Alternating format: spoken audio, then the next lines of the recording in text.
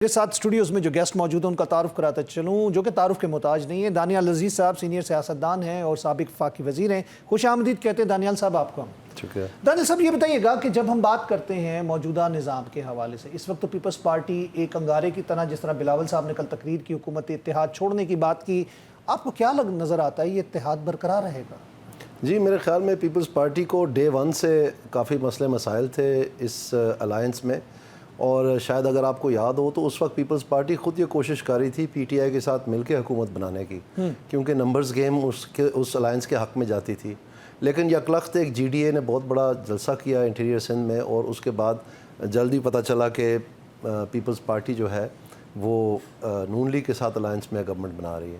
تو یہ سلسلہ چلتا چلا آ رہا ہے۔ پہلے سوچا گیا تھا کہ بجٹ کے بعد یہ جوائن کر لیں گے کیبنٹ کو، تو ایک بجٹ آ کے چلا گیا، پھر دوسرا بجٹ اب آنے کو ہے، تب بھی نہیں وہ جوائن کر سکے۔ تو اب یہ صورتحال ہے کہ اب پالیسیز کے اوپر کھلی تنقید ہونی شروع ہو گئی ہے۔ تو میں سمجھتا ہوں کہ جیسے کہ ہم آگے چل رہے ہیں، یہ پہلے ہی گورنمنٹ کو بہت پرفارمنس انگزائٹی تھی۔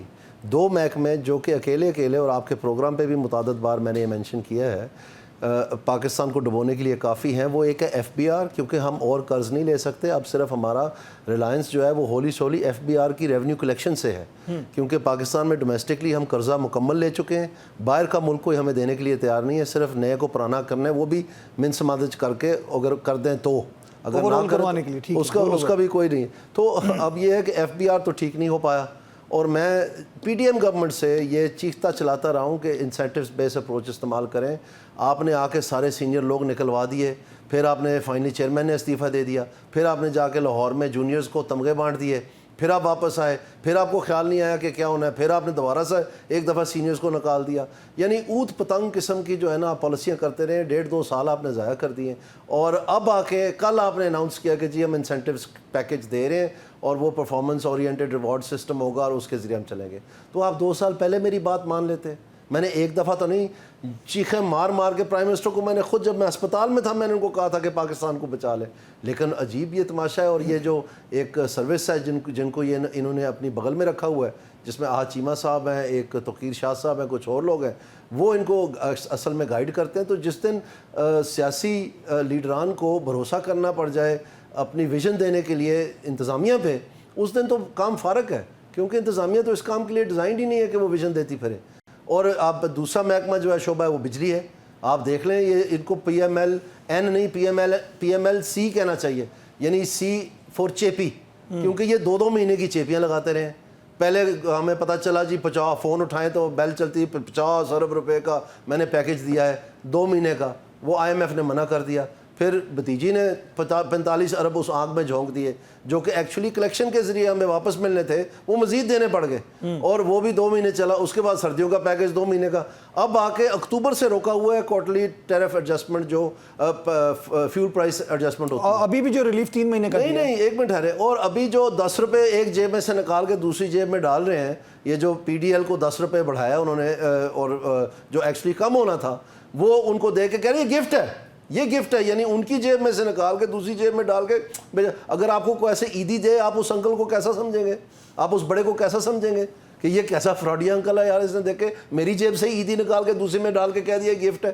کس چیز کا گفٹ ہے بھائی؟ پیسے تو ہمارے ہیں، گفٹ اس چیز کا آپ کی فیلئر کی وجہ سے یہ کمی نہیں ہوئی ہے، اور اس کو آپ گفٹ میں تبدیل کر کے۔ آپ کا اشارہ پیٹرولیم لیوی کی جانب ہے، جو انہوں نے کہا کہ جی ہم کم، بالکل، وہ صرف نہیں، اور ابھی پھر کیونکہ راستہ آسان ہے، جو حلقے انہوں نے بچانے ہیں، جو پہلے دن سے ہمیں کہہ رہے ہیں جی تاجر دوست ایپ، تاجر دوست ایپ، تاجر دوست ہے، کان پک گئے سن کے تاجر دوست، ٹیکنالوجی ہے جی، ڈیجیٹل ہے جی، فلانا ہے جی، ایپ ہے، اس طرح لوگوں نے سائن اپ کر دینا ہے، اور ہم آئے اس لیے ہیں کیونکہ ہمارا یہ حلقہ ہے، تو یہ ٹیکس دیں گے اور پاکستان کو خوشحال کر دیں گے۔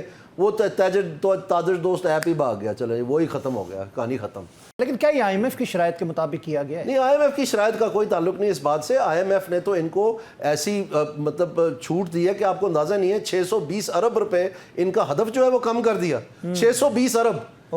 اس میں سے بھی جو انہوں نے پیسے جمع کرنے تھے ان 3 حلقوں سے، جس میں ایگریکلچر اور یہ ریل اسٹیٹ اور یہ تاجر جو ہیں، وہ سارے معاف کر دیے۔ باقی جو مڈل کلاس کی چمڑی ادھیڑی ہے اس سے ان سے زیادہ پیسے لے لیے، اور اوپر غریبوں سے یہ 18 روپے جو ہے پیٹرول لیوی میں لے لے، اور کہہ رہے ہیں جی ہم نے آپ کو گفٹ دے دیے۔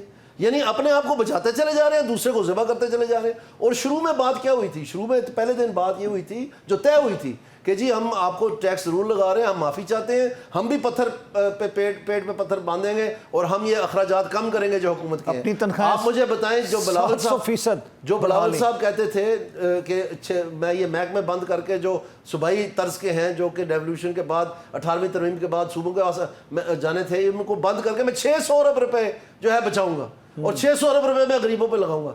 600 ارب تو درکنار, یہ 6 روپے بھی بتا سکتے ہیں جو انہوں نے کمی کی ہے. انہوں نے تو اور بجٹ بڑھا دیا اور سارے پیسے کہاں سے نکالے؟ ڈیولپمنٹ سائڈ سے.